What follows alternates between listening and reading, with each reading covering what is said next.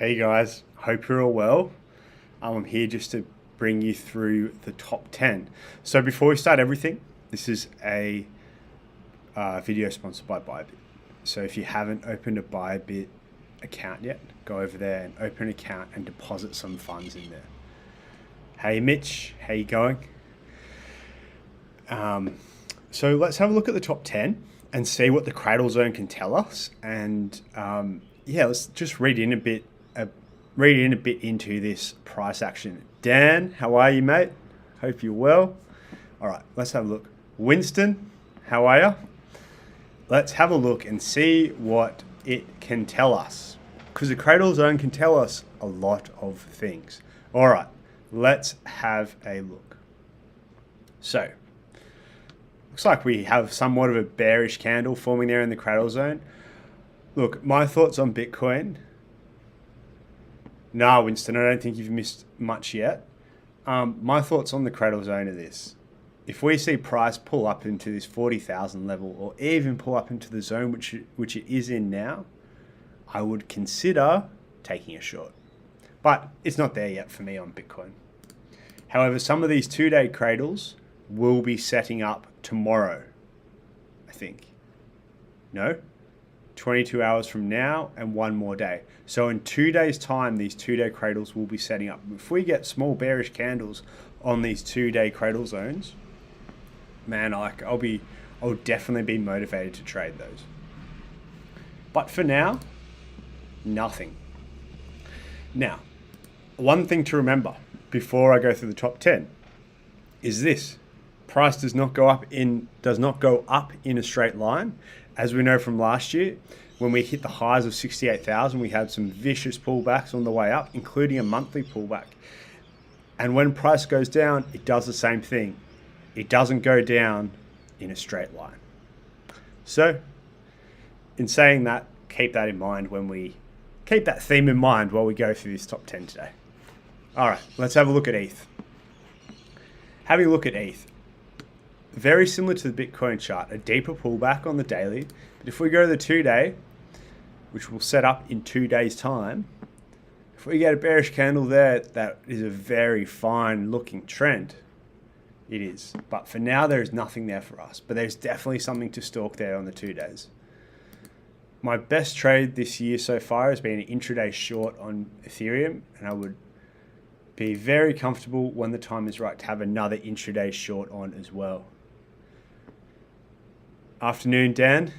Dan number 2. Hope you're well.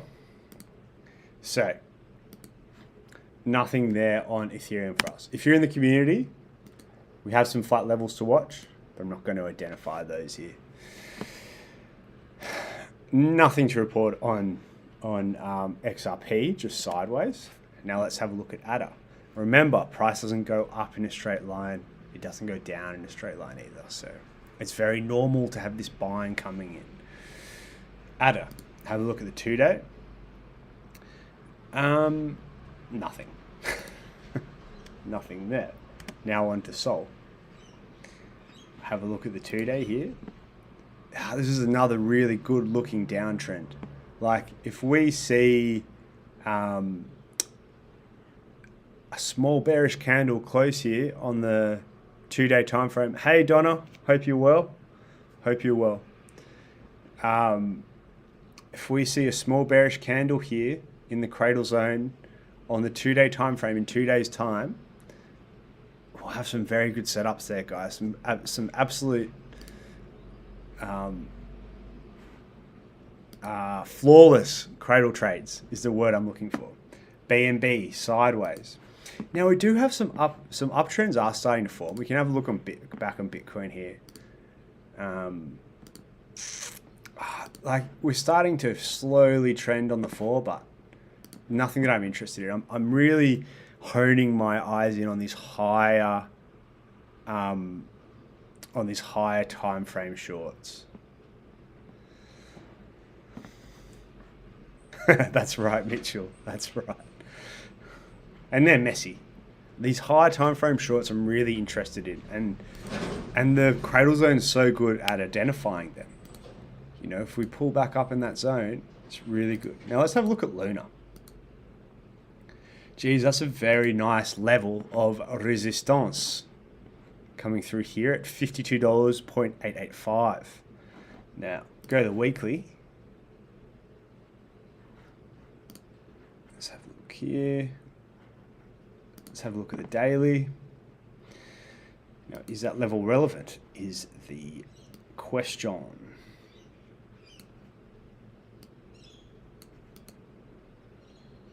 No, it's very messy, isn't it? It's a very messy level. There's a level running through from here to here, but it's kind of pulling into that. I won't look into that too much. Either or, on Luna. But that level is defined on the 16. Just pop that in. Either or on Luna, there is a bit of a messy pullback here, but if there was a bearish candle there, I'd like to see how it's set up. Yeah, I'd just like to see what it looks like. Quite a while off. All right, on to AVAX. AVAX. This is another good one. A really nice 2-day downtrend. If there was a small bearish candle there, these moving averages catch up in 2 days' time. Oh, great. It'd be a great opportunity to get exposure to the short side if that is what you want. And then finally, Doge. Nothing to really report on Doge these days. There used to be so much volatility in this contract, and now it's really been sideways for the last couple of days. Even though it is an accepted form of payment with SpaceX or Tesla, one of those. But nothing really there. So, wrapping up. Okay, Bitcoin. Bearish candle in the daily, on the 1 day time frame. If that sets up, I'll have to reassess tomorrow. I kind of want it to pull up a little bit deeper, just to really see that level get tested, and then if it does get rejected, I'd be really keen to take a trade off there. That's why I'm a bit more keen to monitor the 2-day and see if it sets up here on the 2-day. Ethereum, same thing.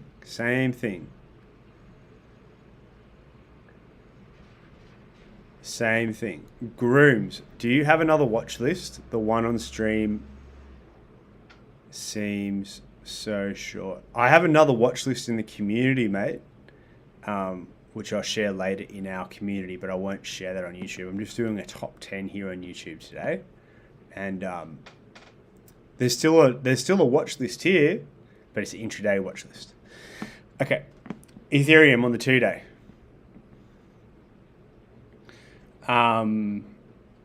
Ethereum on the 2-day. Same thing. I'm just wanting to wait for more confirmation.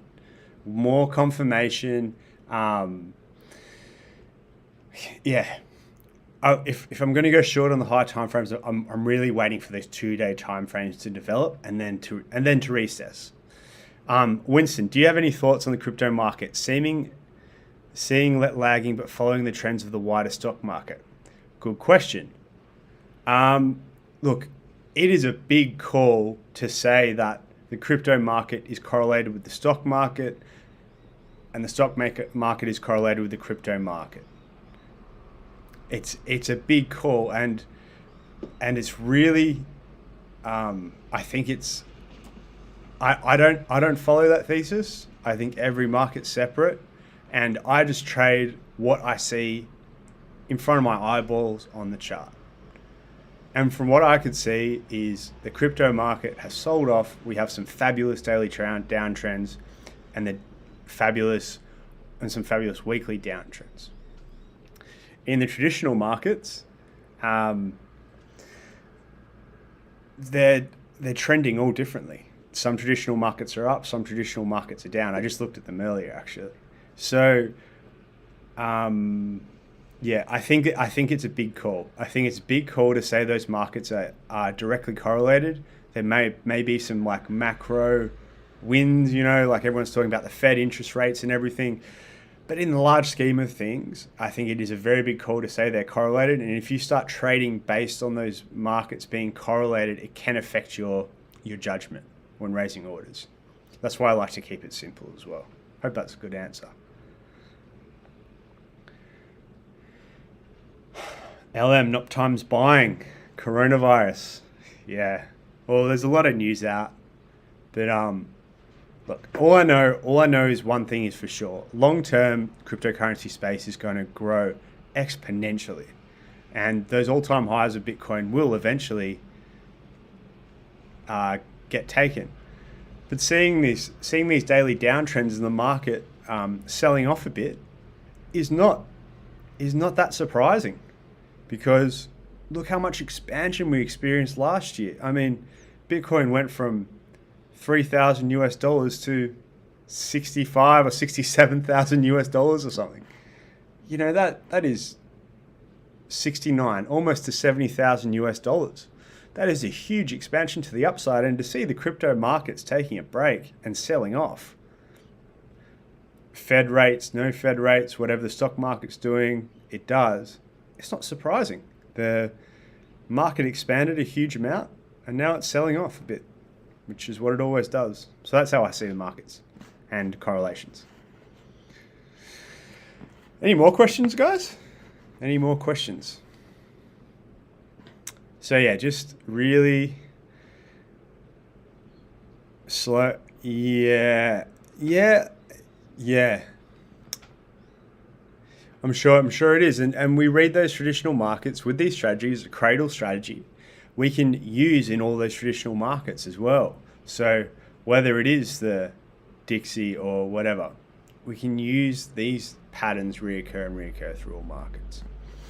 All right, so take-home message, guys, is I'm really monitoring these 2-day time frames.